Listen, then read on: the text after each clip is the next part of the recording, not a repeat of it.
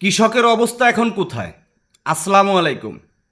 বিশেষ করে কিছু কথা না বললেই নয়। এখন কৃষকের যে অবস্থা, কেউ তো কোনো কথা বলতেছে না। যখন পেঁয়াজের দাম বাজার বেশি বৃদ্ধি ছিল, তখন তো হাটে ঘাটে মাঠে মানে সব জায়গায় আন্দোলন। পেঁয়াজের দাম এতকে, পেঁয়াজ কিনে খাবার পারতেছি না, পেঁয়াজ মানে কি যে অবস্থা, কি সেন্টিগ্রেড চলতেছে। আর এখন যে পেঁয়াজের বাজার এত নিম্ন পর্যায়ে আসছে, এই যে একটা রমজান মাস যাইতেছে, কৃষকের কি অবস্থা?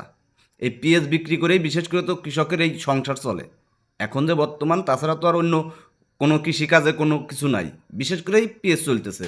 কৃষকের প্রধানই এখন পেঁয়াজ। তো এই পেঁয়াজ নিয়ে তো কোনো কথা বলতেছে না কেউ। কোনো এমপিও বলতেছে না, কোনো মন্ত্রীও বলতেছে না, কোনো হলুদ সাংবাদিকও বলতেছে না, কোনো সাধারণ জনগণও বলতেছে না যে হা কৃষক শেষ।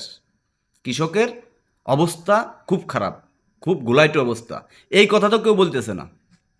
এখন যদি আমি কিছু বলি, মানে এখন যদি আমি কিছু বলি, তাহলে কিন্তু অনেকেরই মানে সামায় টাটাবে না, সামায় টাটাবে না।